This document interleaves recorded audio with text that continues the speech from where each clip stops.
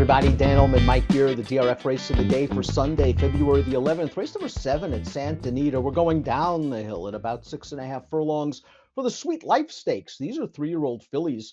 $100,000 is the purse, and we have a big competitive field, Mike, of horses trying to find their way into the stakes ranks, several of them with good early speed. Yeah, there's enough pace in this race to make it certainly fairly run, Dan. And I just think it's interesting that this is the distance down the hill here, the 6.5. Just horses really meeting in the middle. You got some horses stretching out. You got some horses cutting back. I like this distance for this race. Let's throw up the Timeform US pace projector for the Sweet Life. And again, several of these horses have shown good early speed in the past. We are expecting a fast pace. The 2 Girl of My Dreams has been quick. The 6 Elegant has shown good tactical speed. I don't think she necessarily needs the lead, but what about the 5? What about the 8? What about the 3? They've all shown some speed, even the 1 Alluring. It'll be interesting to see how it plays out. I personally, when I looked at it, and we'll see how it all plays out, I thought the 2 Girl of My Dreams was the speed of this race, but we'll see how it all plays out. Let's talk a little bit about Alluring for Richard Mandela. This daughter of Ghost Sapper won second time out, going 3/4 of a mile at Santa Anita. This was on New Year's Day. I really like the fact that she showed improved early interest off her debut, where she ran quite well to be a rallying second. She draws away nicely in this spot. Yeah, she crushes this field. This is a real nice step in the right direction for this filly. She was good first time out, showed a ton of potential there, but just looked like she really needed the race, Dan. Was way more clued in this race, got a good trip, and absolutely hammered that field. And I like the fact that it didn't come back that fast, because maybe it will lead to her not taking too much money in here.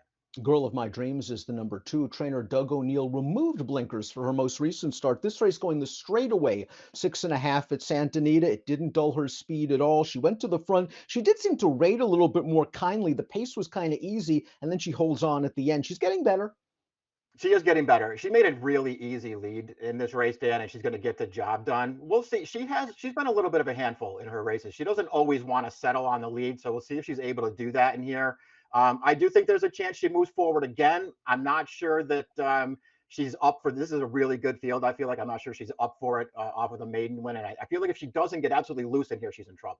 Another horse stepping up in class out of the maiden ranks is the 3, Sea Dancer, who successfully stretched all the way out to 1 1/8 for this maiden special weight win, and they just allowed Frankie Dettori to control this pace. He got Sea Dancer loose, he got her comfortable, and she's able to hold on. It was a great ride from Dettori, who's in just about every Hall of Fame. Now this filly's got to cut all the way back.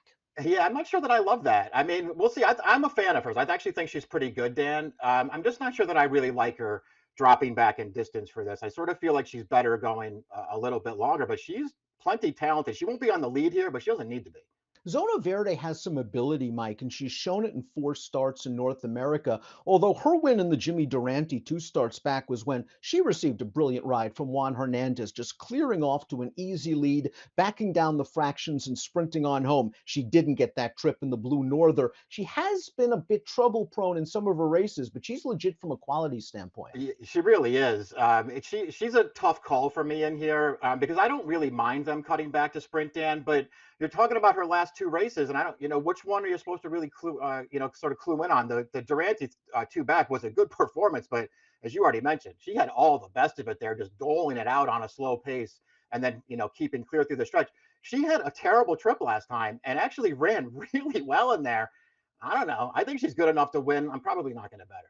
There's another recent maiden winner. That's the number 5 visually, and she was visually impressive, scoring around 2 turns at a mile in a maiden special weight. Again, a situation. Edwin Maldonado got her comfortable on the lead. She was able to get some clearance on the backstretch and a breather. She sprints on home. She looked good visually, 10-1 that day. Now she steps up, and again, the figure a little bit light. That probably helps her price. It probably does. Listen, soft trips like the one she got here will tend to make you look good through the stretch there, and she did look good winning that race. I also felt like that was Sea Dancer chasing her home in second. I thought Sea Dancer ran well in that race too.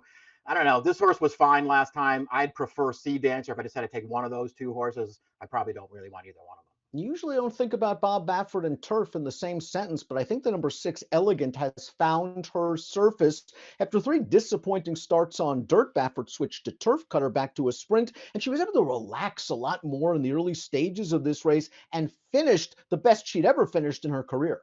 I love this performance from her. She just overpowers Girl of My Dreams on the lead in the stretch here. She did sit a really good trip in here, but they let Girl of My Dreams have the lead and then just flat ran her over in the stretch. This is a good performance. I think she's way better on the turf. This is one of my favorite female families for this kind of a race, Dan. This is that, Academy Award statuette female family.